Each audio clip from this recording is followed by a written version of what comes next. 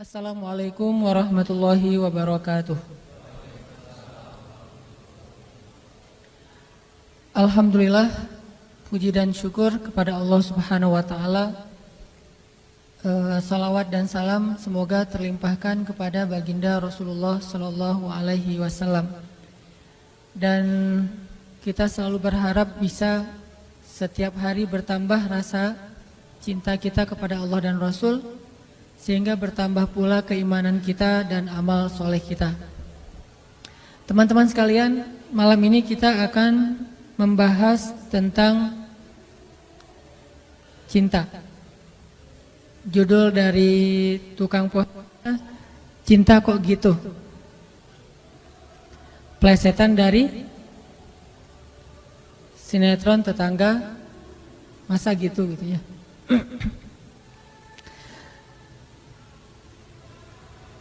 Pernah ngerasa kapok nggak dengan cinta? Ini pertanyaannya nggak keren. Pernah merasa kapok karena cinta? Nggak pernah? Pernah jatuh cinta? Jatuh cinta atau jatuh hati? Tertarik dengan hati atau tertarik dengan hawa nafsu? Susah ngebedain mah. Tertariknya karena hati atau tertariknya karena hawa nafsu? Bedanya apa? Kalau tertarik karena hawa nafsu, biasanya suka naik turunnya, fluktuatifnya itu akan sangat signifikan. Contoh, kalau nyenengin kita ekspresif, kita bahagia, kita. Tapi kalau lagi nyebelin, itu bisa juga buat kita nggak punya daya tahan. Kalau tertarik karena hati, pengennya selalu ngebahagiain, memberikan, melakukan sesuatu yang baik. Itu kalau tertarik karena hati. Kalau tertarik karena hawa nafsu, selalu mikirin apa yang udah diberikan buat saya. Kalau tertarik karena hati, selalu mikirin apa yang saya harus berikan kepada dia. Tapi itu bukan itu yang akan kita bahas. Itu mah udah basi ya, udah banyak yang bahas lah. Pakar-pakar cinta mah banyak di Indonesia. Baik yang nulis lirik-lirik lagu, yang buat puisi, yang bikin film, yang bikin buku, itu mah pakar-pakar cinta mah udah banyak. Walaupun banyak juga yang pakar cinta gagal dalam urusan cinta. Saya kepengen bahas malam ini tentang satu bentuk cinta yang makin bertambah cinta itu makin tough. Makin bertambah rasa cinta itu kita makin kuat kesabarannya. Makin bertambah rasa cinta itu kita makin jujur dan tulus dalam berbuat kebaikan. Makin bertambah rasa cinta itu kita makin bermanfaat buat orang banyak. Makin bertambah rasa cinta itu kita makin berani berkorban. Makin bertambah rasa cinta itu kita semakin khusyuk dalam sholatnya. Pernah nggak ngerasain gara-gara cinta sholat nggak khusyuk? Pernah nggak? Gara-gara lagi mikirin tentang seorang laki-laki atau tentang seorang perempuan, sholat jadi nggak khusyuk. Pernah nggak yang di bawah sini nih, yang di lantai 1, gara-gara mikirin laki-laki jadi nggak khusyuk sholat? Pernah? Bahaya kalau pernah. Pernah nggak gara-gara mikirin cewek, ada satu sosok wanita yang kita banget, terus jadi nggak khusyuk sholat? Malu-malu? Kalau saya sih pernah, malah sering. Gara-gara mikirin perasaan kepada seorang cewek, jadi nggak nyaman sholatnya nih. Gara-gara habis ngelihat foto cewek, jadi nggak nyaman sholatnya. Saya mah sering banget kayak gitu. Dan cewek itu adalah istri saya sendiri. Kan enak ya, nggak perlu malu-malu. Makanya nikah. Gara-gara lagi ada masalah sama cewek yang kita sayangin, sholatnya nggak khusyuk. Malah agak-agak terkesan tell me gitu. Pas orang ngomong kita ya, tapi kita nggak konsen, lagi mikirin yang lain. Kenapa makin besar rasa cinta kita kepada seseorang itu kalau terganggu sedikit, buat kita nggak khusyuk di dalam sholat. Bahkan semakin besar dan menggebu-gebunya perasaan kita kepada seseorang yang belum halal, malah buat kita nggak khusyuk dalam sholat. Saya nggak percaya kalau ada orang yang bilang sejak ketemu dia saya jadi lebih khusyuk dalam sholat, bisa tahajud. Ini namanya talbis. Tahu talbis? Talbis itu kalau dalam bahasa kita tipu daya iblis. Dia bikin cinta yang terkesan syariat. Mana cinta yang terkesan syariat?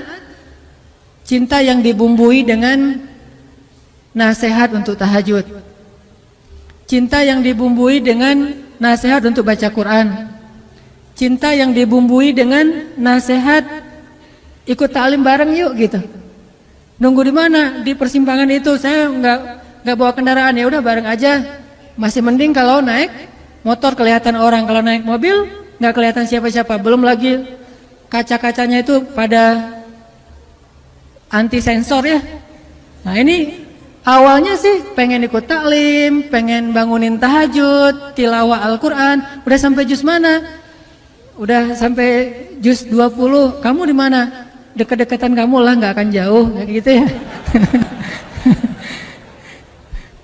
Hebat ya, kamu dua berapa? 21. Kok bisa? Soalnya saya nggak baca juz 1 sampai 20, bacanya juz 21 doang. Di mana kamu, saya di situ. Ini artinya cinta-cinta yang dibumbui dengan religi.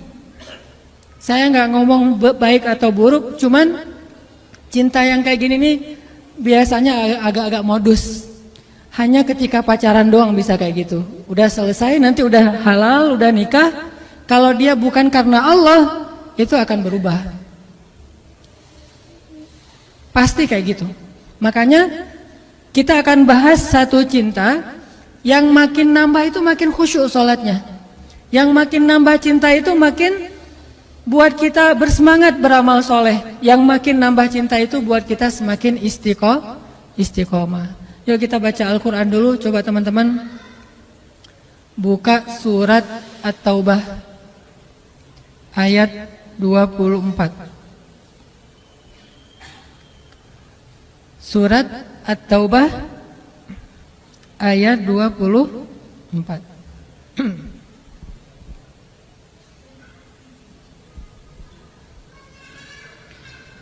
A'udzu billahi minasy syaithanir rajim.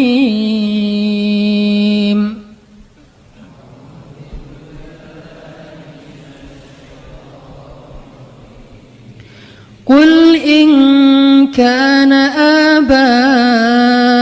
aba'ukum wa abna'ukum wa ikhwanukum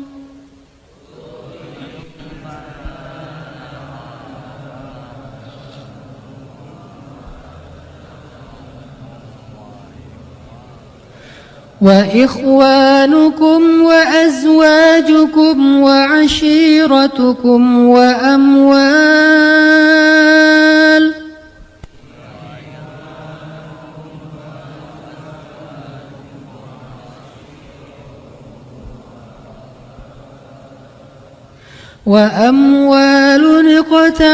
اقترفتموها وتجارة تخشون كسادها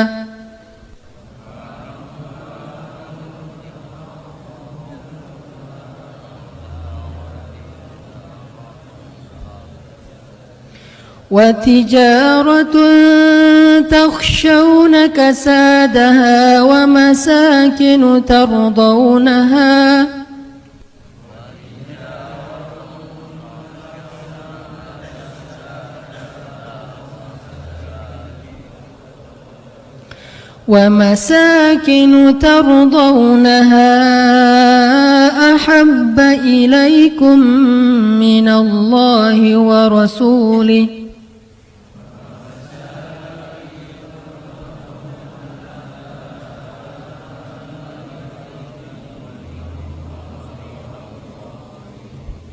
أحب إليكم من الله ورسوله وجهاد في سبيله فتربصوا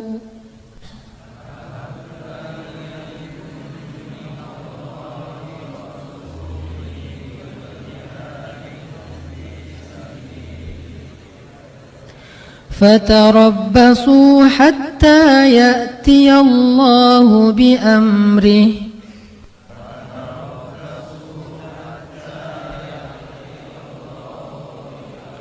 والله لا يهدي القوم الفاسقين.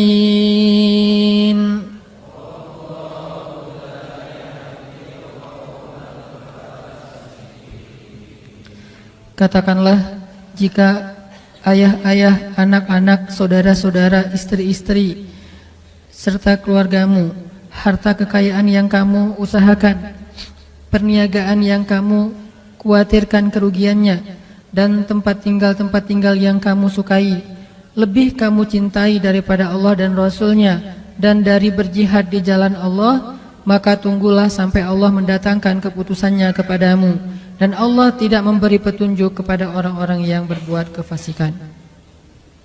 Shadaqallahul azim. Teman-teman yang dirahmati Allah Subhanahu wa taala, ayat ini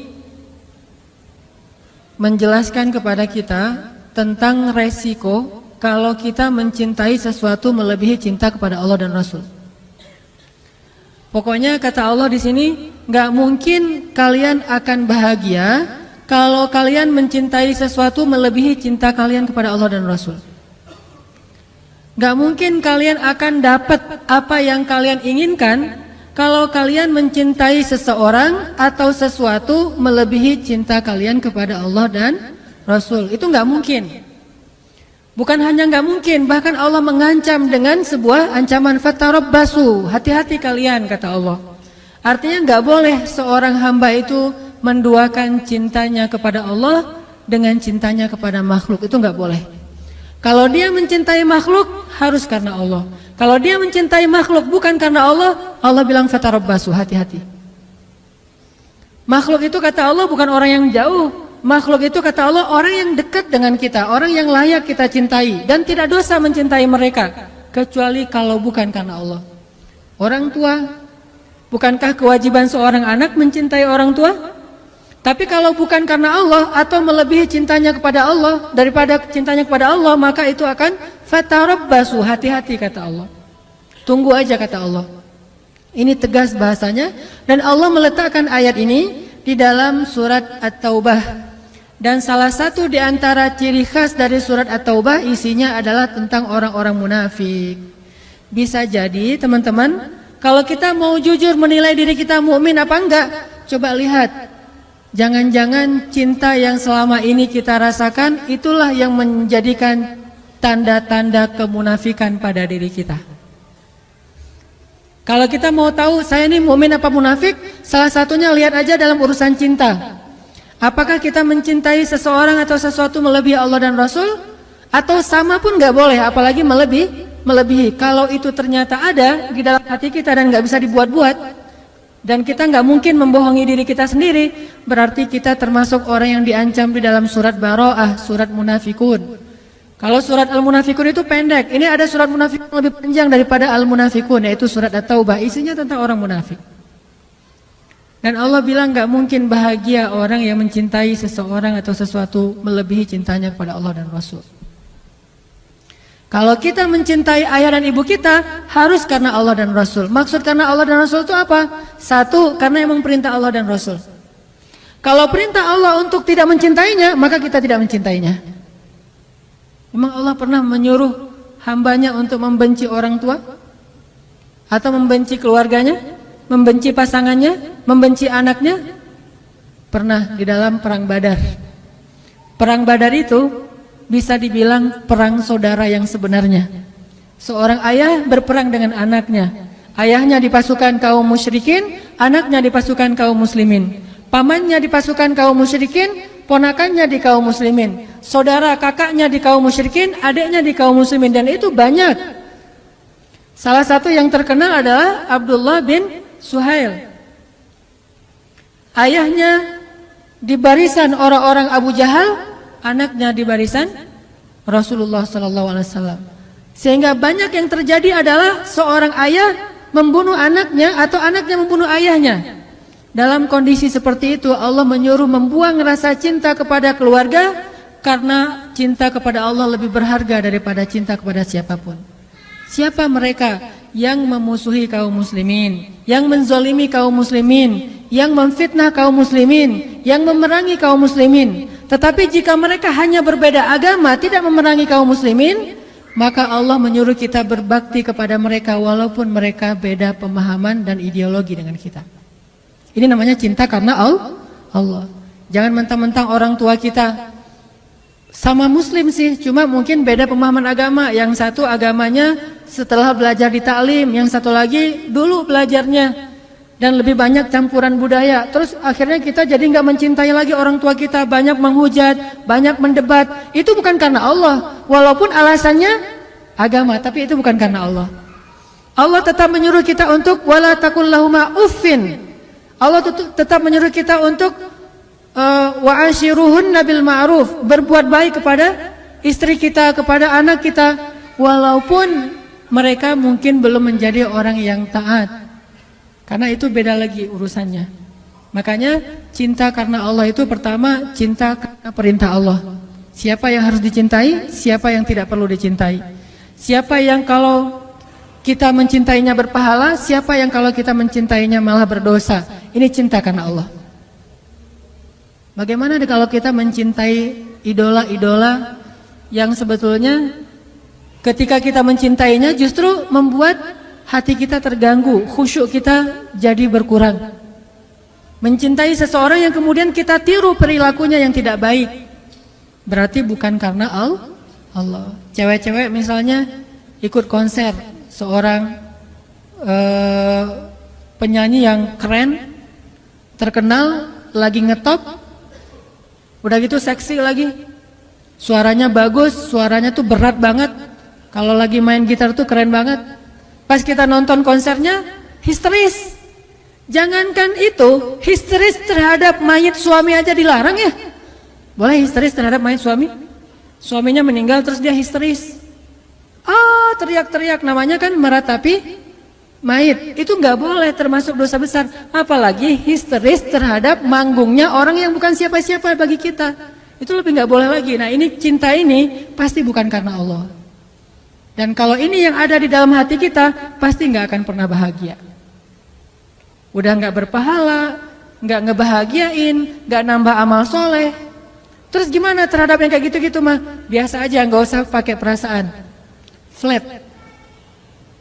Kalau mau menikmati hiburan pun nikmatin aja, tapi nggak usah baper, nggak usah sampai nangis habis-habisan di bandara gara-gara nungguin Justin Bieber datang. Pas datang ternyata dia ngambil jauh lain, dia nangis-nangis. Sudah seharian saya itikaf di bandara nggak ketemu.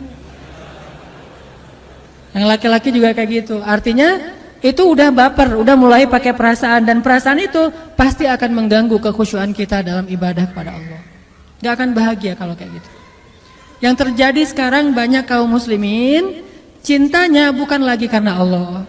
Dia tidak mencintai orang tuanya, padahal Allah menyuruh dia mencintai orang tuanya.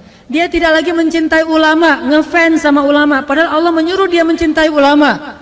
Wa kunu ma'as shadiqin, kata Allah, dan tetaplah kamu, jadilah kamu, bersamalah kamu dengan orang-orang yang salih. Dia tidak lagi menjadikan para sahabat sebagai idolanya. Ini bukan karena cinta karena Allah. Ini pasti cinta karena hawa nafsu atau talbisul iblis, godaan setan. Makanya coba kita revolusi cinta kita. Revolusi cinta. Dari cinta yang karena hawa nafsu, karena hiburan, karena keren menurut kita, menjadi cinta karena Allah. Tapi tetap bisa menikmati hiburan, kekerenan, segala macam yang sifatnya masih mubah, silakan dinikmati. Tetapi jangan pakai perasaan, karena itu berbahaya. Sekedar hiburan aja, karena Allah juga nggak ngelarang kita berhibur. Dalam istilah hukumah ada yang wajib, ada yang sunnah, ada yang mubah, ada yang makruh, ada yang haram, kan gitu ya. Maka sebagian besar hiburan itu adalah yang mubah. Mubah itu artinya nggak dilarang, nggak disuruh. Secara pahala nggak berpahala, nggak berdosa, biasa-biasa aja gitu. Nggak nambah pahala, nggak nambah dosa. Kayak kita misalnya lagi nyanyi, nyanyinya masih lagu-lagu yang biasa dan kita nyanyi sendiri, apalagi gitu ya. Nyanyi sendiri atau dengar musik sesuatu yang masih wajar, bukan musik-musik yang dilarang. Ini nggak nambah pahala, nggak nambah dosa. Atau jalan-jalan nambah pahala? Kalau jalan-jalannya murni karena pengen menikmati hari libur, pengen menikmati alam, pengen senang-senang dengan keluarga, teman, ini nggak nambah pahala, nggak nambah dosa, namanya mubah. Maka tidak masalah kita tetap menikmati hiburan, tetapi jangan libatkan perasaan cinta, karena hati itu adalah wadah yang kosong dan dia hanya bisa diisi dengan satu hal. Kalau sudah penuh dengan satu hal, nggak akan bisa diisi lagi dengan hal yang lain. Kalau sudah penuh dengan cinta yang bukan karena Allah, maka keluarlah cinta karena Allah. Biarkan dia kosong dulu, nanti diisi dengan cinta kepada Allah dan cinta karena Allah. Mencintai orang tua, mencintai ulama, mencintai orang soleh, mencintai orang-orang yang mencintai Allah dan mencintai amal-amal yang membuat kita dicinta oleh Allah Subhanahu wa taala. Ini cinta yang coba kita revolusi, kita bangun dalam hati kita. Dan kalau udah dapat, insya Allah beramal soleh itu akan ringan banget. Nanti kita dengarkan kisah-kisah inspirasinya. Mencintai Rasulullah SAW, mencintai para sahabat. Para sahabat itu jangan cuma, oh ya hebat mereka mah soleh, oh ya mereka mah orang-orang luar biasa. Tapi kita nggak sampai cinta gitu, nggak sampai kebawa perasaan tentang para sahabat, itu berarti belum. Apalagi kepada Rasul. Kalau lagi ngomongin sahabat itu harusnya tuh kayak ngomongin seseorang yang kita kagumin banget, kita jadi semangat gitu. Berarti orangnya mencintai sahabat. Saya kalau lagi diajak ngomong tentang, sebutlah, mungkin nggak bisa mencintai semua sahabat secara sama, pasti berbeda-beda. Ada yang paling kita ngefans banget. Saya pribadi paling ngefans tuh sama Umar bin Khattab. Sisi apanya? Bukan sisi kerasnya, tapi sisi kecerdasan dan jeniusnya Umar bin Khattab. Banyaknya ijtihad Umar bin Khattab di masa kekhalifahannya, banyaknya inovasi-inovasi dalam pemerintahannya. Saya cinta banget sama Umar dalam urusan kecerdasannya. Mungkin Umar kalau hidup di zaman kita akan banyak ngelakuin inovasi dalam pemerintahan, akan banyak melahirkan produk-produk fikih yang mungkin bagi sebagian orang dianggap mengada-ngada nih, nggak ada di zaman Rasul. Memang nggak ada, terus kenapa kata Umar? Bukankah ini baik? Dan saya yakin kalau Rasulullah masih hidup pasti Rasulullah akan setuju, karena ini baik. Ini yang saya ngefans banget sama Umar. Siapa lagi yang saya ngidolain banget? Kalau laki-laki adalah Ali bin Abi Thalib. Orang yang dari kecil udah bersih, nggak pernah melihat auratnya sendiri, apalagi aurat orang lain. Dalam peperangan hampir membunuh musuh, tapi gara-gara musuh kesobek celananya sehingga kelihatan auratnya cuma paha doang, Ali jadi berpaling muka dan tidak jadi membunuh musuhnya. Kenapa? Menjaga pandangan. Ini ngefans banget, walaupun saya belum bisa ngejaga pandangan seperti Ali. Ini artinya kalau lagi ngebahas Ali itu jadi kangen sama Ali, kalau ngebahas Umar itu jadi kangen sama Umar. Apalagi kalau ngebahas tentang Rasulullah SAW, rasanya rindu ingin ada di antar bersama Rasulullah SAW. Pernah mimpi ketemu Rasul? Berbahagialah teman-teman kalau yang pernah bermimpi ketemu Rasul. Walaupun kita nggak akan pernah ingat wajah Rasul, karena mustahil orang mengingat wajah Rasulullah kalau hanya ketemu dalam mimpi, mustahil. Kalau ada yang mimpi ketemu Rasul terus bisa menggambarkan sketsa wajah Rasul, itu adalah bisikan setan. Kalau mimpi ketemu Rasul, ketemu sih, cuma lupa wajahnya kayak gimana. Kata Nabi, siapa yang melihat aku dalam mimpi, maka dia seperti melihat aku dalam kenyataan. Siapa yang melihat Rasulullah dalam mimpi, berarti dia seperti melihat Rasulullah dalam kenyataan. Benar-benar ketemu dengan Rasulullah, seolah-olah dia menjadi salah satu di antara golongan sahabat Nabi. Siapa yang tidak bahagia masuk dalam golongan sahabat Nabi? Gimana caranya? Mimpi ketemu Rasul, dan itu nggak bisa dibuat-buat. Kalau nggak cinta, nggak mungkin mimpi. Saking cintanya, jadi kebawa mimpi. Dan itu butuh doa, butuh cinta, butuh usaha, butuh pengorbanan, sehingga nanti Allah akan memberikan kita hadiah mimpi ketemu Rasulullah SAW. Saya dulu pernah waktu kecil banget sebelum saya sering ikut musabaqah mimpi ketemu Rasul. Terus Nabi bilang gini, dia panggil nama saya, tapi nama itu ada di KTP bukan nama yang Hanan Ataki ya. Cari aja nanti nama aslinya. Dia manggil Fulan, gitu. Fulan, kamu mah kalau bahasa kita, kamu jangan tinggalkan Al-Quran, peganglah Al-Quran, kata beliau. Udah gitu saya belajar Al-Quran jadi juara musabaqah. Kebawahnya tuh ke juara musabaqah. Pas saya udah mulai agak-agak gede, udah remaja, mulai puber dan agak jauh dari Al-Quran, mimpi lagi. Mimpinya masuk surga, tapi surganya gak enak banget. Surganya tuh gelap, surganya itu gak ada lampu. Terus istananya itu kayak saung-saung yang udah reot gitu, terus ada hujan, terus saya duduk dalam saung itu terus kehujanan. Loh kok surga kayak gini ya, mending di rumah saya daripada di surga. Ternyata saya semakin jauh dari Al-Quran, Allah kayak ngasih sebuah gambaran tentang amal saya gitu. Amal kamu itu kayak gini, rapuh, gak jelas, gak ikhlas, pokoknya banyak aja tegurannya. Sampai sekarang saya kangen pengen mimpi lagi ketemu Rasul tapi belum bisa. Berarti memang amalnya belum baik, belum setulus, belum sepolos ketika saya masih kecil. Ini artinya kalau kita benar-benar mencintai seseorang karena Allah, saat ngebahas tentang orang itu kita jadi semangat. Saat membahas tentang orang itu kita jadi rindu, kita jadi pengen tahu tentang mereka. Kita jadi, kalau ibarat kita di Instagram atau di sosial media tuh kepo gitu. Ada cewek nge-like postingan kita, terus dia di gambar profilnya kayaknya cantik gitu.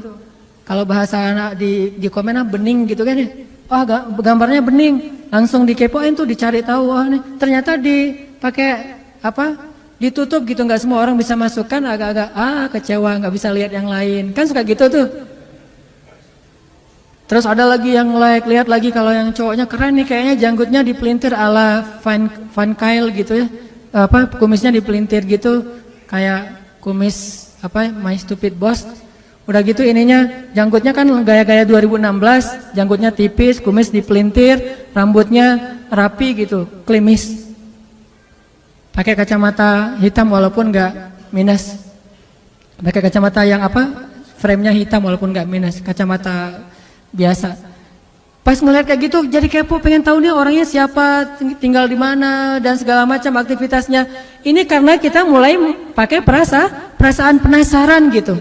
Apalagi kalau udah ada hubungan, harusnya kita kepada Rasulullah keponya dengan membaca sirah Rasul, keponya dengan membaca hadis Rasul, keponya itu dengan cara mencari tahu tentang sosok Rasulullah itu kayak gimana. Makanya nanti setelah sholat Isya, saya pengen share beberapa kisah tentang bentuk cintanya para sahabat kepada Rasulullah. Itu tuh luar biasa. Kayaknya agak susah kita nirunya, tapi mudah-mudahan jadi penyemangat doang buat kita untuk bisa lebih belajar revolusi cinta, mencintai Allah dan Rasul melebihi apapun juga. Insya Allah nanti kita sharing cerita setelah selesai sholat Isya. Barakallahu bin Rabah, sahabat Nabi, merasa udah nggak kuat lagi tinggal di kota Madinah. Karena setiap kali Bilal datang ke masjid, maka Bilal akan melihat rumah Nabi di sebelahnya yang di dalamnya ada kuburan Rasul. Jadi kalau kita bentuk cintanya adalah kangen pengen ke Masjid Nabawi, kalau Bilal justru karena saking cinta udah nggak kuat lagi berada di Masjid Nabawi. Karena orang yang dia cintai telah wafat. Sehingga sejak Rasulullah wafat, berkali-kali Bilal minta izin kepada Abu Bakar untuk ikut jihad dan gak pulang lagi ke Madinah, pengen tinggal di tempat yang lain. Tapi gak diizinkan oleh Abu Bakar, sampai akhirnya setelah sekian lama membujuk Abu Bakar, bisa diizinkan, pergilah Bilal dan akhirnya Bilal tinggal di Syam. Kalau sekarang Suriah. Di sanalah Bilal menikah. Jadi selama ini dia asik dengan cintanya kepada Rasulullah sehingga gak sempat mikirin pernikahan. Jadi kalau masih ada yang ngerasa galau soal pernikahan, mending belajar mencintai Allah dan Rasul aja deh. Insya Allah nggak akan galau lagi soal kapan nikah, nggak apa-apa. Saya mah udah punya cinta yang besar, yaitu kepada Allah dan Rasul. Akan tersibukkan dengan sendirinya hatinya dengan cinta yang sebenarnya. Baru berangkat ke Syam. Sampai di Syam, Bilal menikah di sana. Menikah di sana, hidup di sana, sampai setelah beberapa tahun berada di Syam, akhirnya bergantilah pemerintahan dari masa Abu Bakar ke masa Umar bin Khattab. Setelah beberapa tahun di Syam, pada suatu malam Bilal menangis. Malam-malam dia bangun nangis, gerung-gerung gitu kayak anak kecil. Istrinya nanya, "Ya Bilal, ada apa? Ada apa? Kamu mimpi buruk?" "Enggak, justru ini mimpi baik." "Mimpi apa?" "Aku mimpi ketemu dengan Rasulullah SAW." Dan Rasulullah bersabda, "Siapa yang melihat aku dalam mimpi, berarti dia melihat aku dalam kenyataan." Aku bertemu dengan Rasulullah di dalam mimpi dan Rasulullah berkata, "Ya Bilal, kami rindu kepadamu. Sudah lama engkau tidak mengunjungi kami ya Bilal." Setelah bangun dari mimpi itu, Bilal semakin rindu kepada Rasul, merasa bersalah udah lama gak menjenguk Rasulullah.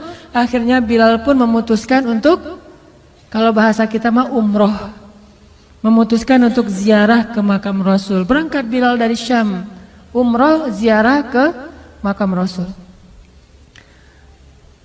Melihat Bilal masuk lagi ke kota Madinah, penduduk Madinah itu berasa seperti hidup lagi di zaman Rasul. Senang gitu, dan Umar sangat senang dengan kedatangan Bilal. Sehingga selesai Bilal sholat, selesai Bilal ibadah-ibadah sunnahnya, termasuk menjenguk atau berziarah ke makam Rasul dan Abu Bakar. Kemudian Umar berkata kepada Bilal, "Ya Bilal, sudah lama kami tidak mendengar suara azan darimu. Tolong kumandangkan sekali lagi azan seperti engkau mengumandangkannya di masa Rasul. Kami rindu ingin merasakan suasana di zaman Rasul." Benar Bilal, kata para sahabat yang lain yang ada di situ. Umar, kemudian Abdurrahman, beberapa orang sahabat, "Ya Bilal, azan, kami ingin mendengar suaramu seperti dulu kami mendengarnya di masa Rasul." Kata Bilal, "Saya tidak akan kuat." Kata mereka, Coba dulu kamu usahakan karena kami ingin sekali mendengarnya. Saya tidak akan kuat. Cobalah wahai Bilal demi kami supaya kami bisa semangat lagi dalam beramal soleh mengikuti perjuangan Rasulullah. Akhirnya karena udah dipaksa terus, Bilal pun mengumandangkan azan. Allahu Akbar, Allahu Akbar. Kota Madinah kaget mendengar suara Bilal. Orang-orang yang ada di rumah semuanya mengatakan, "Apakah Rasulullah sudah bangkit kembali? Apakah Rasulullah sudah bangkit kembali?" Mereka semuanya kaget dan bahagia, seolah-olah Rasulullah sudah bangkit dari kematiannya. Seperti Isa seolah-olah diturunkan kembali setelah dia diangkat ke langit. Satu kota Madinah tuh kaget bahagia gitu. Kayak seorang ibu yang kehilangan anaknya tiba-tiba mendengar suara anaknya dari jarak dekat dan ingin dipeluk segera anaknya itu. Saking rindunya mereka kepada Rasulullah. Allahu Akbar, Allahu Akbar. Pasar yang tadinya ramai tiba-tiba sepi mendengar suara Bilal yang masih sayup-sayup. Asyhadu an la ilaha illallah. Semuanya berlari keluar dari tempat-tempat kerja mereka, dari pasarnya, dari rumahnya. Semuanya berlari ke masjid, ingin memastikan apakah Rasulullah sudah dibangkitkan kembali. Bahagia semuanya. Apakah Rasulullah sudah dibangkitkan? Apakah Rasulullah sudah hidup lagi? Semuanya bertanya dengan pertanyaan yang sama. Asyhadu an la ilaha illallah. Semuanya semangat datang ke masjid, ngumpul, ramai banget. Kemudian ketika Bilal mengatakan, Asyhadu anna Muhammadar Rasulullah. Asyhadu anna, nggak sanggup lagi Bilal, berhenti di situ. Kemudian Bilal menangis dengan suara nangis yang luar biasa kerasnya. Lalu satu masjid menangis, lalu satu kota Madinah menangis. Sehingga para ulama mengatakan tidak pernah kota Madinah menangis sedahsyat mereka menangis hari itu kecuali ketika Rasulullah wafat. Cuma 2 kali menangisnya kota Madinah paling dahsyat. Satu hari ketika Rasulullah wafat, kedua hari ketika Bilal kembali mengumandangkan azan dan mengucapkan asyhadu anna Muhammadar Rasulullah. Semuanya menangis. Semuanya merasa kehilangan Rasulullah. Semuanya merasa bahwa mereka ingin kembali di zaman ketika Rasulullah masih hidup. Lalu mereka bertanya setelah semuanya selesai menangis, "Ya Bilal, kenapa kamu tadi menangis?" Kata Bilal, "Dulu biasanya kalau saya selesai mengumandangkan azan, saya akan datang ke hujrahnya Rasul. Hujrah Rasulullah itu kamarnya Rasul, rumah kecilnya Rasul. Selesai azan saya akan datang ke rumahnya Rasulullah dan memanggil, ya Rasulullah, as-salah, as-salah. Rasulullah nggak keluar sampai mendengar suara Bilal memanggil beliau secara khusus. Udah selesai azan, Bilal manggil Rasul, ya Rasulullah, as-salah, as-salah. Baru Rasulullah keluar dengan wajah berseri-seri. Sekarang bagaimana saya akan memanggil Rasulullah sedangkan Rasulullah sudah bersama kekasihnya yaitu Allah Subhanahu wa taala. Menangis lagi satu masjid, satu kota Madinah. Pokoknya hari itu adalah hari berkabung sekota Madinah. Hari menangisnya kota Madinah, saking rindunya mereka kepada Rasulullah. Bagaimana dengan kita ketika mendengar suara azan dan muazin mengucapkan nama Rasulullah sallallahu alaihi wasallam? Di situ kelihatan apakah kita mencintai Rasulullah lebih dari apapun juga setelah Allah Subhanahu wa taala. Kalau tidak, fatarabbasu, hati-hati. Kalau tidak, fatarabbasu, tunggu aja. Na'udzubillah min dzalik, berarti masih ada kemunafikan dalam hati kita. Bagaimana kita, apakah hati kita merasa gemetar, bergetar ketika kita mendengar suara seseorang mengatakan Muhammad sallallahu alaihi wasallam, Rasulullah sallallahu alaihi wasallam? Apakah hati kita bergetar seperti bergetarnya hati seorang kekasih ketika mendengar suara kekasihnya, nama kekasihnya disebutkan? Kalau yang pernah jatuh cinta banget, jatuh cinta berat, pasti tahu banget gimana rasanya ketika ada seseorang yang menyebutkan nama orang yang dia cintai. Pasti berubah suasana perasaannya, hatinya, ekspresi wajahnya, itu pasti. Kalau yang pernah merasakan cinta berat, kalau yang belum pernah, ya tanya aja ke yang udah pernah. Itu pasti tuh. Namanya misalnya ditulis di mana? Saya pernah ya, pas saya lagi umroh, di hotel itu ada satu gate, nama gate-nya itu nama istri saya. Langsung saya fotoin, cekrek. Langsung saya send ke istri saya, ini nama kamu ada di gate yang masuk ke masjid. Namanya ada di gate salah satu hotel di Mekah. Pas saya baca itu kayak ada beda gitu dengan membaca gate-gate yang lain. Walaupun ada gate Abdul Aziz, King Fahad atau apa segala macam. Ini ada satu gate bukan di masjid sih. Kalau di masjid keren banget istri saya. Di hotel gitu, gate-nya itu menuju ke masjid, nama istri saya. Nama panggilan sayang saya kepada istri saya. Itu beda hasilnya, beda rasanya. Bagaimana ketika nama Rasulullah sallallahu alaihi wasallam disebutkan? Apakah kita mencintai nama itu? Muhammad. Sehingga kita ingin memberikan nama itu kepada anak kita. Atau kita senang dipanggil Muhammad. Orang Arab kalau nggak tahu namanya pasti memanggilnya Muhammad, gitu kan? Bukan, saya bukan Muhammad, saya Hanan. Enggak, saya Muhammad. Nama saya Hanan, tapi saya cinta dengan Muhammad. Atau mereka manggilnya ya Abdullah. Kalau dipanggil oleh orang Arab Abdullah ya, jangan bilang saya bukan Abdullah. Abdullah. Enggak, saya bukan Abdullah. Terus kita hamba siapa kalau bukan hamba Allah kan ya? Abdullah itu panggilan universal, semua manusia itu Abdullah. Dan secara akhlak kita harusnya senang dipanggil Muhammad, orang yang terpuji akhlaknya. Muhammad, alhamdulillah, mudah-mudahan sesuai dengan nama yang diberikan kepada saya. Walaupun nama aslinya bukan itu. Abdullah, ya saya Abdullah, nama saya Hanan gitu. Bukan saya bukan Abdullah, terus saya siapa? Kan nggak mungkin kan? Semua kita adalah Abdullah.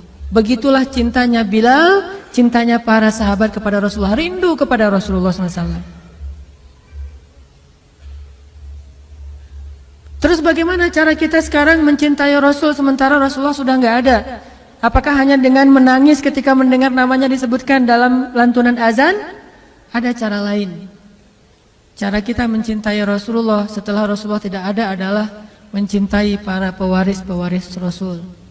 Al-ulama warasatul anbiya. Pewaris Rasulullah itu adalah para pembawa risalah dakwah dan para ulama. Ulamaul ummah, ulamanya umat kaum muslimin. Saya bukan ulama, saya hanya dai biasa. Dan saya sangat merasa berat jika dipanggil ulama karena nggak pantas banget. Nanti kalau teman-teman mau tahu siapa ulama, saya akan berikan rekomendasi, cintai dia. Dialah pewaris Rasul. Belajar mencintainya seperti sahabat mencintai Rasul. Belajar kangen bertemu dengannya seperti sahabat kangen bertemu dengan Rasul. Belajar dekat dengannya seperti sahabat dekat dengan Rasulullah. Itu bentuk cinta kita kepada Rasulullah kalau kita tidak lagi sezaman dengan Rasulullah. Mencintai pewaris-pewaris Rasul, para ulama. Cari para ulama itu dengan ciri-ciri yang diberikan oleh Rasulullah. Ciri ulama itu apa aja? Lalu cari orang yang memiliki ciri-ciri itu, cintai dia, kangen sama dia. Itulah bentuk cinta kita kepada Rasulullah SAW. Ini kisah Bilal. Ada lagi kisah yang lain. Kisah seorang sahabat kecil. Dulu pernah saya ceritakan sebelum ada pemuda hijrah. Yang waktu itu pesertanya masih sekitar 30 orang. Yaitu Abdullah bin Zubair. Abdullah bin Zubair itu orang yang kalau sholat saking khusyuk dan tidak pernah bergerak, merpati itu hinggap di atas kepalanya.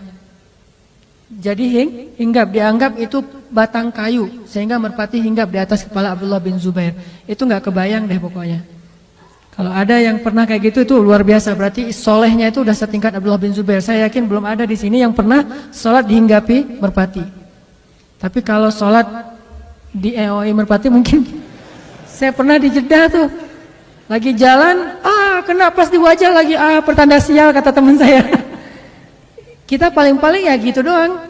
Kalaupun ada hewan lewat di depan kita, tapi sampai nyaman berada di atas pundak atau kepala kita. Burung-burung kan, burung itu liar tuh, artinya nggak mudah untuk bisa merasa nyaman di atas sesuatu. Kalau sampai merasa nyaman di atas kepalanya Abdullah, itu kebayang nggak tuh gimana sholat khusyuk yang luar biasa. Setelah selesai sholat, orang bilang, ya Abdullah, gimana caranya sholat yang sampai burung merasa nyaman hinggap di atas kepalamu? Malah Abdullah tanya, mana burung yang mana? Saking khusyuknya nggak ngerasa burung di atas kepalanya. Kalau kita, saya makan punya zikir khusus gitu. Udah mulai ada pengkultusan. Atau kalau kita nyamuk aja, banyak nyamuk tadi ya, sholat di sini mah nyamuk di kaki dia, kurang nggak ada autan, sofel apa segala macam. Kita nyamuk lewat aja sadar banget menghilangkan khusyuk. Abdullah merpati hinggap di atas kepalanya, ditanya gimana caranya, dia bilang merpati yang mana, nggak sadar tuh ada merpati. Saking khusyuknya.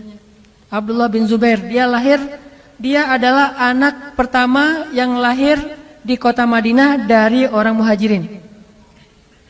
Anak pertama dari orang muhajirin yang lahir di kota Madinah. Artinya tahun pertama hijrah dia lahir. Berarti Rasulullah wafat usianya berapa? Ketika Rasulullah wafat, usia Abdullah berarti berapa? 10 tahun. Anak kecil kan? Baru kelas 4 SD, 10 tahun. Nah, ada adegan anak di bawah 10 tahun. Berarti ini adegan ini sebelum Rasulullah wafat. Berarti kurang dari 10 tahun tapi udah punya cinta yang besar kepada Rasulullah. Berbahagialah kalau kita punya anak yang cinta kepada Allah, cinta kepada Rasul, cinta kepada orang-orang soleh. Ini udah punya percikan-percikan kesolehannya Abdullah bin Zubair. Dan harus punya anak kayak gini. Makanya saya kemarin, walaupun saya nggak layak dicintai kayak gitu, tapi saya ngelihat sesuatu yang inspiring dari salah satu anak teman-teman kita di sini, yang dia kangen dengan ustadz yang menurut dia soleh, walaupun kenyataannya nggak soleh, cuma ya nggak apa-apa lah, husnuzon dia ya mudah-mudahan jadi kenyataan. Dia kangen dengan ustadz itu, pengen ketemu ustadz itu, udah lama nggak ketemu. Ini baik, sama kayak Abdullah bin Zubair yang mencintai Rasulullah SAW. Pasti usianya masih di bawah 10 tahun, karena Rasulullah wafat dia 10 tahun. Gimana bentuk cintanya? Suatu saat Rasulullah sedang bekam, ngeluarin darah. Ketika darahnya udah keluar, Rasulullah bilang ke Abdullah, tolong buang darah ini ke tempat yang nggak ada yang lihat, nggak ada yang tahu. Oh ya siap ya Rasulullah. Sami'na wa ata'na, ambil darah itu, dia pergi lama, datang senyum. Kata Rasulullah, kamu buang di mana ya Abdullah? Saya buang ke tempat yang tidak ada yang tahu kecuali saya dan Allah dan saya. Hah? Di mana itu ya Abdullah? Rasulullah curiga, terus Rasulullah tanya, ya Abdullah, kamu telan darahnya, kamu minum? Iya ya Rasulullah. Diminum sama dia coba. Darah Rasul diminum sama anak usia di bawah 10 tahun. Kenapa ya Abdullah? Ya Rasulullah, saya tidak rela setetes darahmu ini dinikmati oleh makhluk yang lain. Saya lebih pengen menikmatinya daripada yang lain. Daripada saya buang dinikmati sama semut segala macam, mending saya ya Rasulullah, karena saya mencintaimu ya Rasulullah. Coba lihat ekspresi anak kecil di zaman Rasul. Ditelan darah Rasulullah, dan darah bekam itu nggak sedikit, bisa 1 labu tuh. Minimal setengah labu, nelan darah karena saking cintanya. Siapa yang ngajarin? Nggak ada yang ngajarin, itu ekspresi aja. Karena emang dia cinta banget sama Rasulullah, gila dengan cintanya kepada Rasulullah, sampai akhirnya dia minum darah. Yang kalau bahasa kita darah kotor, tapi Rasulullah nggak punya darah kotor. Diminum sama dia, terus Rasulullah kemudian mengatakan, tidak akan dimakan oleh api neraka seseorang yang di dalam tubuhnya ada darah aku, yaitu Abdullah bin Zubair, salah satu yang dijamin tidak akan masuk api neraka. Lalu Rasulullah mendoakan Abdullah bin Zubair, mendoakan khusyuknya sholat, mendoakan syahidnya, sehingga dia meninggal dalam keadaan dibunuh, kemudian jasadnya digantung di Ka'bah.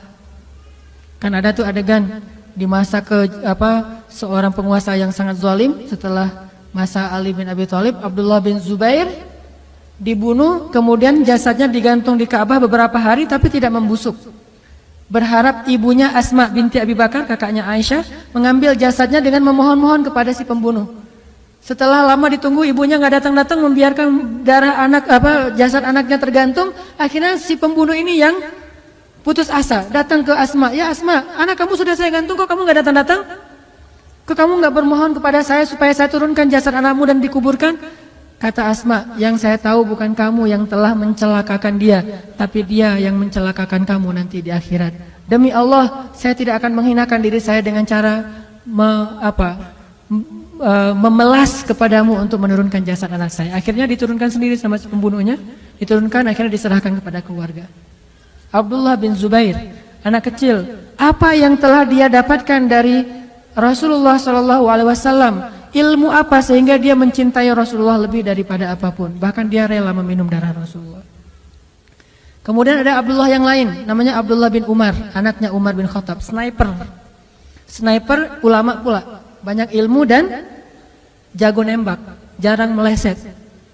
Abdullah bin Umar pernah ketika suatu hari dalam jamuan makan bersama Rasulullah, biasanya yang di sebelah kanan Rasulullah itu Abu Bakar, kemudian Umar, kemudian orang-orang yang seniornya para sahabat. Kali ini di sebelah kanannya Rasulullah itu langsung duduk Abdullah bin Umar. Langsung dia masuk ke tengah-tengah sahabat, langsung duduk sebelah Rasulullah, nggak mau diganggu. Udah gini di samping Rasulullah. Kemudian para sahabat heran, Abdullah kenapa kayak gitu? Anak-anak yang lain pada main, dia mah duduk di sebelah Rasulullah. Kemudian Rasulullah tersenyum, ya Abdullah, maukah kamu memberikan tempat ini kepada yang lebih tua? Kata Abdullah, tidak ya Rasulullah. Ke yang lain dia mau. Ke Abdullah, tidak ya Rasulullah. Saking cintanya kepada Rasulullah, tidak ya Rasulullah. Kenapa ya Abdullah? Saya tidak rela makanan pertama yang engkau sentuh akan disentuh oleh orang lain sebelum saya. Saya ingin makanan yang disentuh oleh Rasulullah, roti yang disobek oleh Rasulullah, maka bekas sobekan Rasulullah, kalau perlu bekas minumnya Rasulullah dari gelas itu ingin diminum oleh Abdullah bin Umar. Kayak gitu ekspresi cintanya Abdullah kepada Rasulullah. Coba. Kenapa? Karena mereka tahu tidak ada yang lebih layak dicintai setelah Allah daripada Rasulullah. Ini yang kita coba belajar. Tidak ada yang lebih layak kita habis-habisan dalam urusan perasaan dan cinta kecuali Allah dan Rasulullah. Kemudian yang lain itu pun karena Allah dan Rasul. Sampai Nabi mengatakan, tidaklah beriman seseorang di antara kalian sampai dia mencintai aku melebihi cintanya terhadap dirinya sendiri. Umar datang, ya Rasulullah, aku mencintaimu seperti aku mencintai diri sendiri. Itu kan udah keren tuh. Kata Rasulullah, nggak cukup ya Umar. Terus bagaimana? Katakan aku mencintaimu melebihi cintaku kepada diriku sendiri. Ada yang kayak gitu? Banyak. Sahabat rata-rata kayak gitu. Makanya jangan gampang menghujat para sahabat. Kita dibandingkan mereka mah nggak ada apa-apanya. Cuma kita sedikit tahu cerita tentang mereka. Kalau kita tahu cerita yang banyak tentang mereka, kita akan sadar bahwa kita cuma debu dibandingkan kesolehan mereka. Salah satu yang cintanya luar biasa kepada Rasulullah itu adalah seorang ibu yang tidak disebutkan namanya dalam cerita ini. Ketika Rasulullah SAW pulang dari perang, dia bertanya, bagaimana dengan Rasulullah? Apakah Rasulullah selamat? Terus orang-orang mengatakan, ya ibu, ayahmu meninggal dalam peperangan ini, syahid. Dia bilang, bagaimana dengan Rasulullah? Ya ibu, kakakmu meninggal dalam perang ini. Kata dia, bagaimana dengan Rasulullah? Dia nggak peduli, ayahnya meninggal, kakaknya meninggal, bagaimana dengan Rasulullah? Cuma kalau kita punya ibu kayak gini agak-agak nelangsa juga ya. Saya mah saya mah nggak ada apa-apanya gitu. Suami yang punya istri kayak gini, gimana dengan Rasulullah? Saya lagi luka nih, Rasulullah gimana? Aduh, gimana perasaan kita? Berarti kita belum mencintai dia karena Rasul. Masih cemburu kepada Rasul, kan nggak boleh cemburu kepada Rasul atau ya? Dia mah ditanya, ayahmu meninggal, Rasulullah gimana? Kakakmu meninggal, Rasulullah gimana? Anakmu meninggal, 3. Ayahnya, kakaknya, anaknya meninggal dalam perang itu. Dia tanya Rasulullah gimana? Kemudian mereka mengatakan Rasulullah baik-baik saja dan tidak terluka. Baru dia mengatakan selama Rasulullah baik-baik saja, musibah saya itu tidak masalah. Selama Rasulullah baik-baik saja, musibah-musibah itu ringan bagi saya. Coba, ini bukan kata-kata orang yang tega sama keluarganya, bukan. Ekspresi betapa dia mencintai Rasul lebih dari apapun juga. Makanya sahabat kalau ketemu Rasul sering bilang, bi abi anta wa ummi ya Rasulullah. Saya lebih mencintai engkau daripada ayah dan ibu saya ya Rasulullah. Bahasa Arabnya, bi abi anta wa ummi ya Rasulullah. Saya lebih mencintai engkau daripada ayah dan ibu saya ya Rasulullah. Ada lagi seorang perempuan disebutin namanya Ummu Umarah atau Ummu Imarah. Ummu Umarah ini salah satu prajurit Islam perempuan yang paling banyak berperang bersama Rasulullah, orang Ansar, bukan orang Muhajirin. Jadi kalau ada yang bilang perempuan gak boleh jadi aktivis, berarti dia gak pernah baca cerita Ummu Umarah. Itu bukan aktivis lagi, udah jadi prajurit. Kalau perempuan gak boleh jadi militer, berarti dia gak baca cerita Ummu Umarah. Perempuan jadi polwan, Ummu Umarah, tapi jangan polwan yang itu. Polwan yang Ummu Umarah lah pokoknya ya. Yang menjaga keamanan, bukan membawa merusak keamanan hati para pria. Oke, tadi cerita apa? Ummu Umarah. Ada yang bilang gak boleh perempuan jadi aktivis, perempuan mah di rumah aja. Siapa bilang gak boleh? Kalau dia bisa menjaga batasan-batasan sebagai seorang muslimah, maka kenapa tidak? Sekedar jadi aktivis doang, berperang aja boleh, apalagi aktivis. Emangnya kalau berperang kita boleh milih, saya mah yang bukan muhrim gak mau, bisa gitu? Berperangnya cari yang muhrim aja, yang deket-deketan. Terus kalau ketemu dengan musuh, kamu kan bukan muhrim saya, gak usah deket-deketan. Gak bisa kan ya? Namanya perang bukan cuma bersentuhan dengan musuh, dengan kulit dengan kulit. Bahkan bajunya bisa sobek, jilbabnya bisa kesingkap, namanya orang berperang. Ummu Imarah kena sabetan pedang di lehernya, kira-kira sobek nggak tuh? Orang lehernya sampai sobek, gimana dengan jilbabnya? Pasti sobek, kelihatan nggak auratnya? Kelihatan, tapi kok masih dibolehin? Namanya perjuangan. Apalagi aktivis yang nggak, insya Allah nggak akan sampai sobek bajunya. Sekedar mungkin lebih banyak berinteraksi dengan laki-laki, selama masih bisa menjaga diri nggak masalah. Tapi kalau dia mulai muncul fitnah, bahasanya rapat dakwah, rapat aktivis, tetapi ternyata justru jadi ajang untuk gitu-gituan, maka jangan. Nah, Ummu Umarah seorang mujahidah yang paling pemberani. Julukannya apa? Hamraul Asad. Hamraul Asad itu artinya singa merah. Kenapa disebut singa merah? Singa karena dia pemberani, merah karena dia berdarah-darah demi membela Allah dan Rasul. Dalam perang Uhud, ketika kaum muslimin dalam keadaan terpukul mundur, dalam keadaan kacau balau, Rasulullah tinggal sendiri, tidak ada yang melindungi, dan Allah merekam itu di dalam Al-Quran. Ketika kalian pergi dan meninggalkan Rasul di belakang sendiri, siapa yang balik arah dan membela Rasulullah waktu itu? Salah satunya di antara sedikit orang yang balik lagi untuk melindungi Rasulullah adalah Ummu Umarah. Melindunginya gimana? Dia nggak punya pedang karena pedangnya udah jatuh. Dia lari bersama semua pasukan yang jumlahnya 700 orang, udah lari, pedang udah jatuh, tombak udah jatuh. Mereka secara spontan lari semuanya naik ke atas bukit. Tiba-tiba Ummu Umarah ingat, Rasulullah gimana? Rasulullah gimana? Lihat ke belakang, Rasulullah tinggal sendiri di antara musuh. Langsung balik lagi, nggak mikirin tentang apakah dia siap apa enggak dengan senjatanya. Balik. Ketika musuh menebas Rasulullah, dia tahan pakai badannya. Dia nggak punya senjata untuk nahan pedang musuh, sehingga ketika musuh mau menebas Rasulullah, daripada Rasulullah yang kena tebasan pedang dan nanti bisa membahayakan nyawa Rasul, dia tahan dengan badannya. Dia langsung pasang badan, kena badannya. Setiap kali kena badannya, dia ngelihat Rasulullah tidak apa-apa, dia bahagia. Kemudian dilempar tombak oleh musuh, dia tahan lagi dengan badannya, sehingga di tubuhnya ada lebih dari 20 luka bekas tombak, panah, dan sayatan pedang demi menjaga dan melindungi Rasulullah. Gimana kira-kira? Kena pedang itu kan beda dengan cuma kegores sama pisau ya. Itu pedang beneran, pedang yang diasah, pedang baja. Jadi jangan dibayangin gitu doang. Rasain sendiri deh. Itu susah gitu. Kalau kita cuma baca sejarah sekilas doang kita nggak akan menghayati. Makanya kalau baca sejarah hayatin dulu baru tahu gimana perjuangan mereka. Itu luar biasa. Kalau kena peluru meninggal oke. Kalau kena pedang kan nggak meninggal, tanggung kan ya. Sakit tapi nggak mati gitu. Kalau kena peluru sakit langsung mati. Nggak tahu sih kalau yang bener nggak gitu, matinya udah nggak sakit. Katanya kalau udah mati nggak sakit lagi, jadi udah selesai gitu. Tapi kalau kena pedang sampai 20 sayatan pedang gimana tuh rasanya tuh?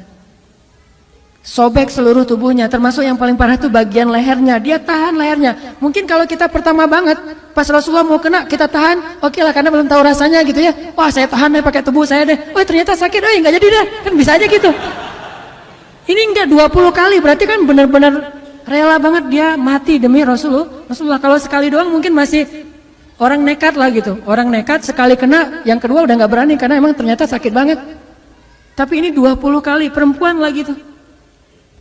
20 kali menahan serangan musuh dengan tubuhnya sendiri sampai kemudian dia ditandu untuk pulang, nggak bisa jalan lagi, udah babak belur. Rasulullah juga kena tombak. Di antara yang waktu itu ngelindungi Rasulullah itu adalah Ukasyah. Kemudian makanya Ukasyah itu masuk surga satu di antara 70.000 orang tanpa hisab. Kemudian Abu Bakar, kalau perempuan itu Ummu Umarah. Pas pulang Rasulullah dirawat, Ummu Umarah dirawat. Karena dia perempuan, dirawatnya berbeda dengan laki-laki, punya tenda sendiri. Lagi dirawat, lagi diperban, lagi dijahit, bekas luka-lukanya yang udah sobek kayak gitu, lagi dijahit nih. Dan orang dulu nggak pakai bius kalau ngejahit, kalau sekarang udah pakai bius masih teriak-teriak. Ya saya kemarin mau di ini aja di opname di rumah sakit itu, ternyata sakit juga ya kena.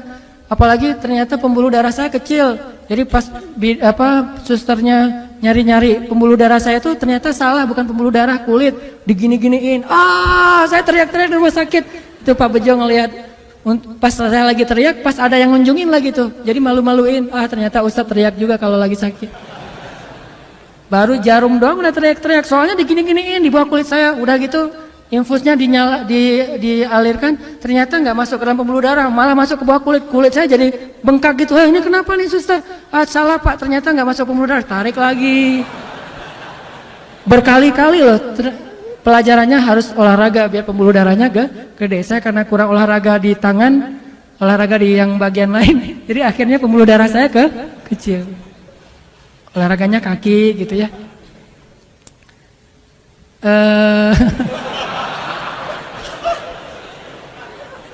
Astagfirullahaladzim. Terbawa suasana. Apa tadi? Ummu Umarah lagi dijahit gitu ya. Sobek tuh, lukanya lagi dijahit. Maka Rasulullah bertanya bagaimana keadaan Ummu Umarah. Rasulullah khawatir dengan nasib Ummu Umarah. Akhirnya Rasulullah datang ke tendanya Ummu Umarah dan bertanya, "Assalamualaikum." Kan di luar tenda tuh. Jangan mentang-mentang merasa saya mah Rasul nggak akan kegoda, main masuk aja enggak. Rasulullah aja yang Rasul nahan. Assalamualaikum. Waalaikumsalam. Man, kata Ummu Umarah, siapa? Rasulullah. Langsung Ummu Umarah berdiri coba. Lagi diperban, lagi dijahit, lagi dalam keadaan sakarat kayak gitu. Pas tahu Rasulullah yang datang langsung berdiri, langsung nutup semua luka dia. Dia nggak mau Rasulullah tahu kalau dia itu luka parah, sehingga Rasulullah jadi sedih. Kan gara-gara ngebelain Rasulullah dia kayak gitu kan, nggak enak sama Rasulullah. Langsung dia berdiri sampai menetes darahnya dari jilbab dan sorban yang menutupi luka itu. Berdiri, ya Rasulullah, gimana keadaan engkau ya Rasulullah, gimana keadaan engkau? Rasulullah mengatakan, alhamdulillah saya baik-baik saja. Bagaimana kamu ya Ummu Umarah? Alhamdulillah saya masih sehat aja, nggak apa-apa ya Rasul, nggak apa-apa. Coba, bisa nggak kayak gitu? Susah banget tuh bisa kayak gitu tuh. Kalau kita pasti ya Rasulullah, udah lihat kan gimana pengorbanan saya. Pantas sih ngomong kayak gitu, cuma Ummu Umarah nggak mau ngomong kayak gitu. Ya Rasulullah nggak apa-apa, benar-benar nggak mau sama sekali memberatkan Rasulullah baik fisiknya ataupun perasaannya. Kemudian Rasulullah bertanya, ya Ummu Umarah, apa yang kamu harapkan dari semua pengorbanan ini? Kemudian Ummu Umarah baru mengatakan, ya Rasulullah, cuma satu yang saya harapkan, doakanlah saya agar saya menjadi tetanggamu di dalam surga. Selalu kayak gitu. Doakan saya agar menjadi tetanggamu di dalam surga. Kalau kita, ya Allah saya udah tahajud, mana nih kok usaha saya nggak beres-beres nih. Belum tahajudnya, belum istiqomah, baru beberapa hari udah ngomongnya kalau minta, boleh minta, pasti mintanya usaha, jodoh, ya gitu-gitu aja tuh. Coba kalau kita, di zaman kita itu ada Rasulullah, terus kita tahu Rasulullah itu doanya mustajabah, kira-kira yang akan kita minta apa?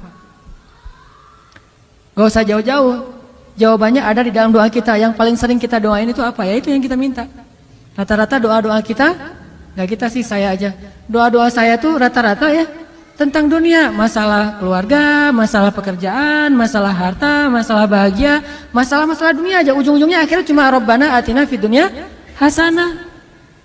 Tapi Ummu Umarah meminta murafaqataka fil jannah. Saya ingin menjadi tetanggamu di dalam surga ya Rasulullah. Rasulullah berdoa, ya Allah berkahilah Ummu Umarah, berkahilah keluarga Ummu Umarah dan jadikan mereka min ahlil jannah.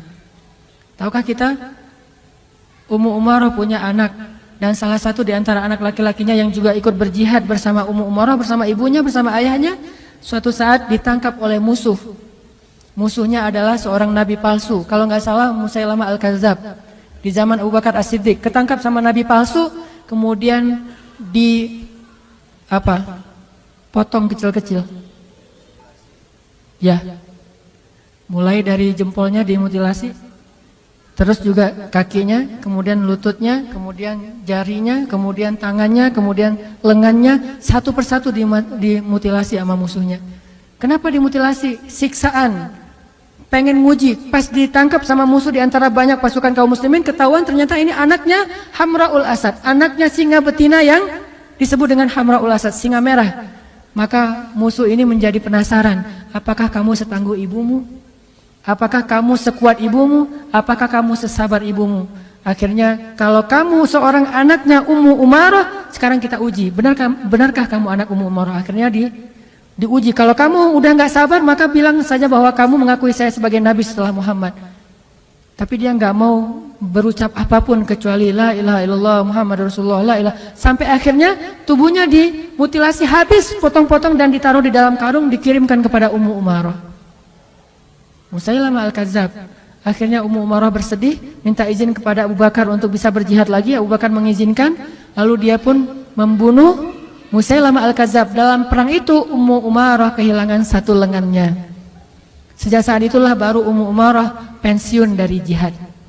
Karena lengannya sudah hilang satu, kepotong dalam peperangan. Ini orang luar biasa. Kalau di zaman dulu mungkin ada istilah cunyadin, orang-orang yang kayak gitu yang hidupnya di medan perang. Setelah dia tangannya kepotong, udah nggak bisa berjihad lagi, dia sedih. Dia katakan, ya Rasulullah, betapa rindunya aku kepadamu ya Rasulullah. Betapa rindu aku kepadamu, nangis setiap hari sampai akhir hayatnya. Dia meninggal dalam keadaan tersenyum karena berpikir, insya Allah sebentar lagi saya akan ketemu dengan kekasih saya Rasulullah SAW. Ummu Umarah. Kelelahan apa yang sering kita keluhkan untuk mengikuti ajaran Rasulullah SAW? Sementara Ummu Umarah bahkan tidak mengeluh dengan puluhan luka di tubuhnya. Kelelahan apa yang kita keluhkan untuk berjuang dan melanjutkan perjuangan dakwahnya Rasulullah SAW. Lalu mana bukti bahwa kita mencintai Rasulullah lebih dari diri kita sendiri? Belajar dari Ummu Umarah, dia perempuan, harusnya kita laki-laki bisa lebih dari itu. Ada satu lagi, seorang sahabat yang mencintai Rasulullah itu dengan cara unik. Ini terkenal. Mencintai Rasulullah itu dengan cara namanya Ukasyah. Ketika Rasulullah sakit keras, Rasulullah bertanya, siapa di antara kalian yang pernah saya sakiti, pernah saya zalimi, pernah saya cela, sekarang balas. Saya nggak mau meninggal dalam keadaan masih punya hutang. Ukasyah berdiri, ya Rasulullah, saya pernah engkau pecut. Ketika engkau ingin memecut kendaraanmu, nggak sengaja mungkin kena di punggung saya Rasulullah. Oh ya udah ya Ukasyah, ambil hakmu sekarang, pecut saya Ukasyah. Lalu Rasulullah memerintahkan kepada sahabat mengambil alat untuk memecut. Udah gitu dihadirkan di hadapan Rasulullah, Ukasyah mengambilnya, kemudian Ukasyah mengatakan, ya Rasulullah, waktu itu saya tidak pakai baju. Para sahabat biasa nggak pakai baju, soalnya mereka miskin-miskin. Maka saya memohon sekarang Rasulullah juga nggak pakai baju. Padahal Rasulullah lagi panas tinggi tuh, dalam keadaan sakit keras sebelum beliau wafat. Para sahabat udah sebel banget sama Ukasyah, kok bisa-bisanya nih orang dijamin surga tapi ngomongnya gini gitu. Akhirnya para sahabat bilang, ya Ukasyah, udah gila kamu, ya Ukasyah, kamu sudah kehilangan akalmu, kenapa kamu melakukan Rasulullah kayak gitu? Rasulullah mengatakan, biarkan, ini hak dia. Akhirnya Rasulullah membuka bajunya dan mempersilahkan Ukasyah untuk memecut punggung beliau. Ketika Rasulullah membuka bajunya, Ukasyah kemudian melemparkan pecutannya, kemudian memeluk punggung Rasulullah. Kemudian dia mengatakan, ya Rasulullah, tidak ada niat saya untuk membalas apapun. Saya hanya ingin sebelum engkau kembali kepada Allah, saya ingin menyentuh kulitmu yang mulia. Kata Rasulullah, siapapun yang menyentuh kulitku ini, maka haram kulitnya dari api neraka. Cara cintanya itu agak-agak unik emang. Makanya sekarang ada orang yang mengekspresikan cinta kepada Rasulullah dengan bersolawat. Ada yang mengekspresikan cinta kepada Rasulullah dengan berjuang dalam dakwah. Ada yang mengekspresikan cinta kepada Rasulullah itu dengan ihya sunnah, menghidupkan sunnah Nabi. Ada yang mengekspresikan cintanya kepada Rasulullah itu dengan membuat syair-syair tentang Rasulullah. Dan para sahabat pun membuat syair tentang Rasulullah, walaupun bukan itu saja ekspresi cinta mereka. Katakanlah mungkin kalau di Arab itu ada lagu Laukana bainanal habib ladanal qasi wal qarib. Seandainya kekasih itu ada di antara kita, pasti semuanya akan nyaman. Kalau di Indonesia ada lagu Rindu kami padamu ya Rasul, itu ekspresi cinta. Ada yang mengekspresikannya dengan syair-syair yang tidak dinyanyikan tetapi dibacakan. Ada yang mengekspresikannya dengan memperingati Maulid Rasulullah. Ini semuanya ekspresi cinta dan tidak ada batas dalam mengekspresikan cinta, asal tidak melanggar agama Allah Subhanahu wa taala. Bukankah para sahabat mengekspresikan cintanya tidak diajarkan oleh Rasulullah? Apakah Ukasyah disebut bid'ah dengan cara mengekspresikan cintanya dengan memeluk tubuh Rasulullah? Ya Ukasyah ini bid'ah, saya nggak pernah ngajarin. Nggak pernah Rasulullah bilang kayak gitu. Namanya orang mengekspresikan cintanya kan ya. Begitu juga dengan tadi Abdullah bin Zubair meminum darah. Bukankah darah itu sesuatu yang haram? Tetapi dia minum dan khusus untuk Rasulullah ada pengecualian. Dan Rasulullah nggak mengatakan bahwa ini tidak pernah saya ajarkan. Kenapa kamu lakukan wahai Abdullah? Tidak, itu ekspresi cinta. Selama tidak melanggar syariat, ekspresikan cinta kita dengan cara-cara yang baik. Saya pribadi, walaupun mungkin cinta saya kepada Rasulullah jauh dibandingkan sahabat kepada Rasul, tapi saya mencoba untuk mengekspresikan cinta saya itu dengan berjuang dalam gerakan dakwah, walaupun dakwahnya masih kecil-kecilan. Motivasi saya adalah Rasulullah dulu berjuang, saya ingin meneruskan perjuangannya semampu saya. Inilah ekspresi cinta kita kepada Rasulullah SAW. Maka teman-teman sekalian, kalau kita rindu sama Rasul, ingin ketemu dengan Rasulullah nanti di akhirat, seperti Fatimah bertanya, ya ayah, nanti di padang mahsyar kalau saya rindu sama ayah, pengen ketemu, ketemunya di mana? Kata Fatimah. Kata Rasulullah, kalau kamu pengen ketemu dengan saya wahai Fatimah, tunggulah saya di Telaga Al-Kautsar. Rasulullah itu nanti di padang mahsyar ada di Al-Kautsar. Kalau di Sirat ada di awal Sirat. Kalau nabi yang lain itu ada di akhir Sirat. Bedanya Rasul dengan nabi yang lain yang jumlahnya ribuan, nabi-nabi yang lain itu melintasi Sirat dulu terus nunggu umatnya di ujung Sirat. Sambil mengatakan Allahumma salim salim, Allahumma salim salim. Ya Allah selamatkan umat kami, selamatkan umat kami. Mereka ada di ujung Sirat, tapi Rasulullah tidak di ujung Sirat. Beliau ada di awal Sirat. Setiap umatnya datang, maka beliau akan membantu. Siapa yang dibolehkan oleh Allah untuk dibantu, maka akan beliau bantu dengan syafaat yang Allah izinkan. Nanti di surga, Rasulullah ada di Firdaus. Di padang mahsyar, Rasulullah ada di Kautsar. Di Sirat, beliau ada di awal titian Sirat. Dan surga, beliau ada di Firdaus. Makanya kalau berdoa, kata Rasul, berdoalah dapat Firdaus yang puncak. Firdaus al-A'la. Kenapa? Disitulah singgasana Rasulullah SAW.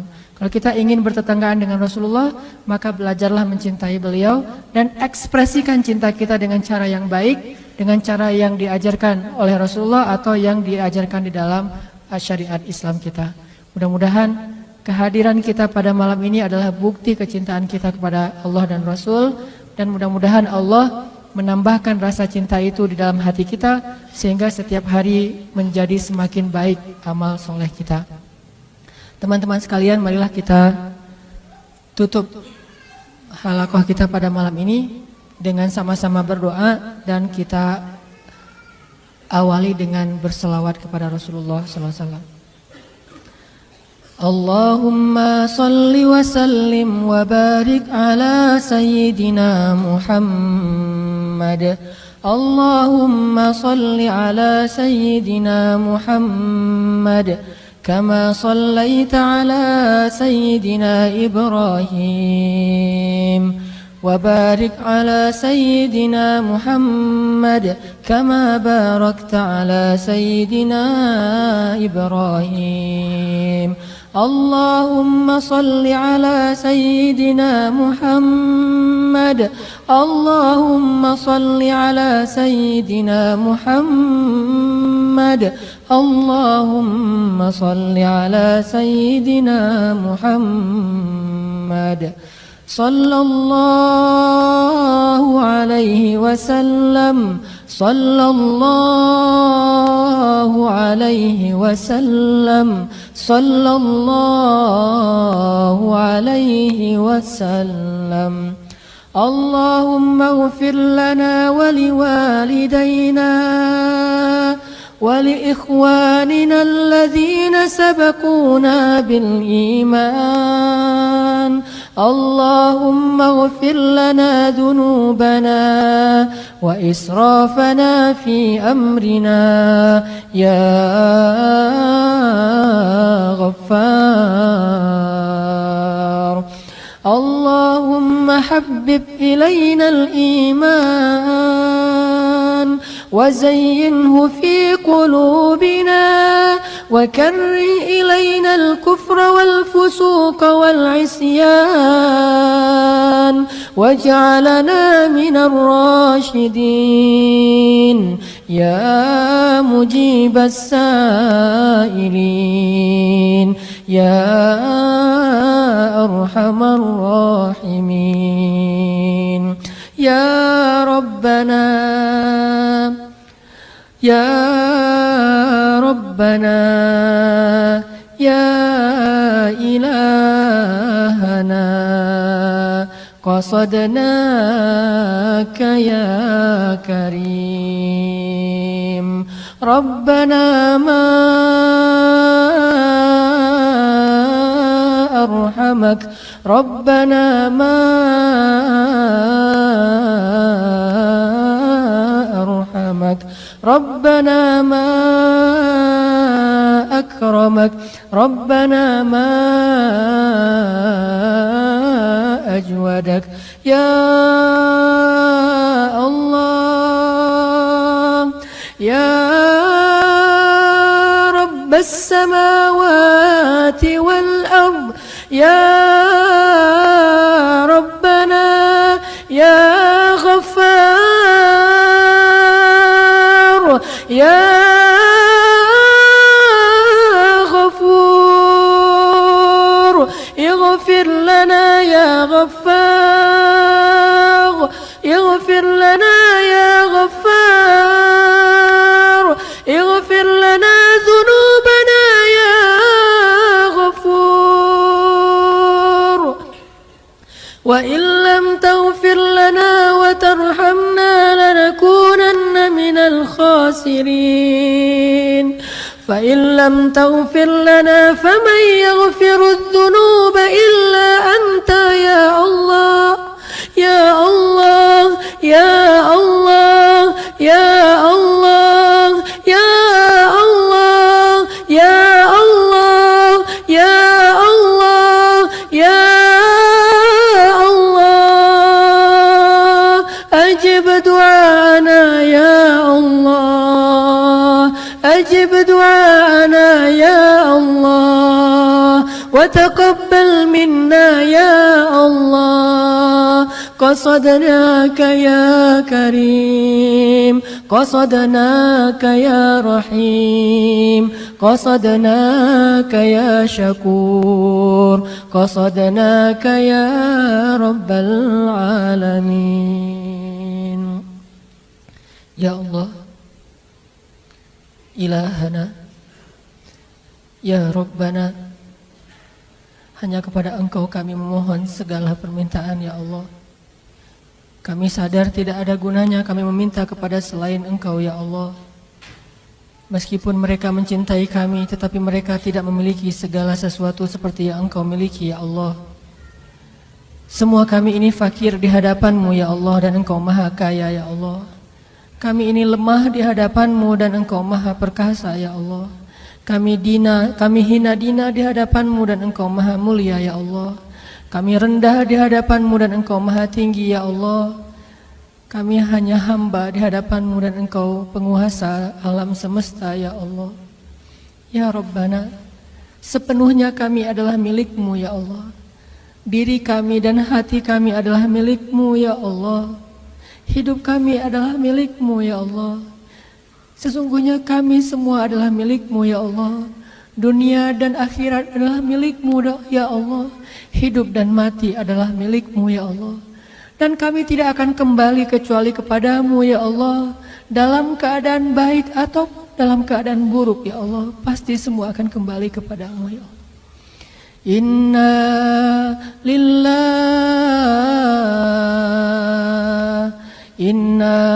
lillah, kami semua milik-Mu ya Allah. Wa inna ilaihi raji'un, dan pasti kami semua akan kembali kepada-Mu. Pasti ya Allah, kami akan kembali kepada-Mu ya Allah. Tidak ada keraguan sedikit pun, pasti kami akan kembali kepada-Mu ya Allah. Cepat ataupun lambat, sekarang ataupun nanti, hari ini ataupun esok, ataupun suatu saat, pasti kullu nafsin za'iqatul maut. Semua kami pasti akan merasakan kematian yang pernah dirasakan orang-orang sebelum kami ya Allah. Sesoleh para anbiya pun akan wafat ya Allah. Dan sedurhaka Fir'aun juga akan mati, dan semua dikembalikan kepada-Mu ya Allah. Kami takut ketika kami kembali kepada-Mu dalam keadaan kotor ya Allah.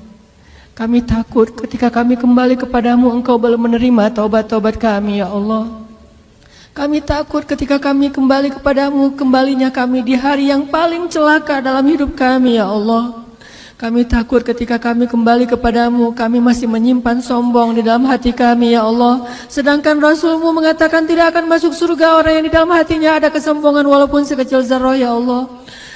Bersihkanlah hati kami ya Allah. Kami takut kembali kepada-Mu dalam keadaan su'ul khatimah ya Allah. Ampunkanlah dosa-dosa kami ya Allah.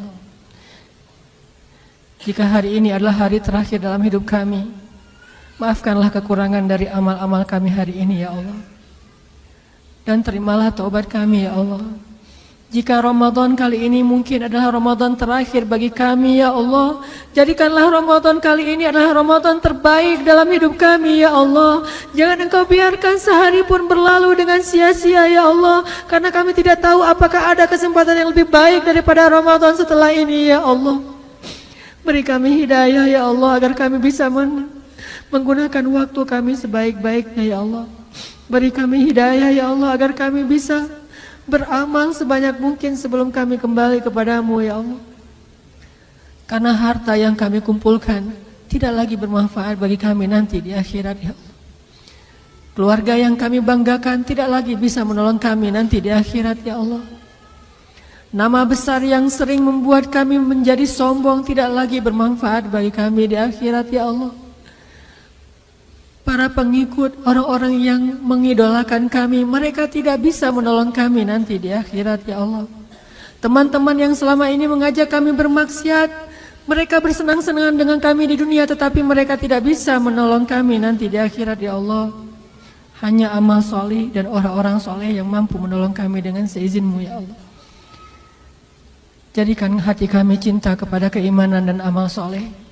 Dan jadikanlah rasa cinta itu indah di dalam hati kami ya Allah. Ya Allah, maafkanlah kami jika kami pernah durhaka kepada orang tua kami ya Allah, dan itu sering kami lakukan ya Allah. Maafkanlah kami jika hati kami masih berat untuk memaafkan kesalahan orang tua kami, padahal kesalahan kami jauh lebih banyak daripada kesalahan mereka kepada kami ya Allah. Maafkanlah kami jika kami pernah durhaka kepada suami kami ya Allah, durhaka kepada istri kami ya Allah, durhaka terhadap anak-anak kami ya Allah, terhadap saudara kami ya Allah. Maafkanlah kami jika kami pernah menzalimi orang lain ya Allah. Maafkanlah kami jika kami pernah mencela orang lain ya Allah. Maafkanlah kami jika kami pernah merampas kehormatan orang lain ya Allah. Astaghfirullah, astaghfirullah, astaghfirullah, astaghfirullah, astaghfirullah, Rabbal baraya,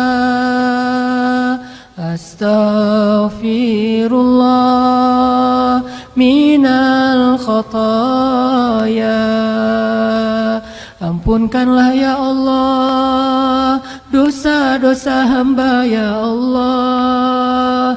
Apalah guna hidup hamba ya Allah jika mati dalam keadaan pendosa ya Allah. Apa guna harta hamba ya Allah jika mati tidak punya amal ya Allah. Apa guna pengikut hamba ya Allah setelah mati kami sendiri di dalam kubur ya Allah. Apa guna kesombongan dan kebanggaan ya Allah jika mati kami tidak membawa apa-apa ya Allah. Apa guna dunia dan seisinya ya Allah jika kekekalan hanya ada di akhirat ya Allah. Sadarkanlah hati kami ya Allah, jangan biarkan kami tertipu oleh dunia ya Allah. Jangan biarkan kami silau dengan fata morgana ya Allah. Jangan biarkan hidup kami sia-sia ya Allah. Jangan biarkan waktu kami sia-sia ya Allah. Lindungilah hamba-Mu ya Allah. Kami berserah diri kepadamu ya Allah. La haula wa la quwata illa billah. La haula wa la quwata illa billah. La haula wa la quwata illa billah. Ya Allah, sampaikanlah salam rindu kami kepada Rasulullah. Sampaikanlah salam rindu kami kepada keluarga Rasulullah. Sampaikanlah salam rindu kami kepada para sahabat, khususnya kepada Bilal bin Rabah. Ya Allah, jadikanlah hati kami mencintai Rasul seperti lembutnya hati Bilal dalam mencintai Rasulullah sallallahu alaihi wasallam. Rabbana atina fid dunya hasanah wa fil akhirati hasanah wa qina adzabannar. Subhanakallahumma wa bihamdika asyhadu an la ilaha illa anta astaghfiruka wa atubu ilaik. Assalamualaikum warahmatullahi wabarakatuh.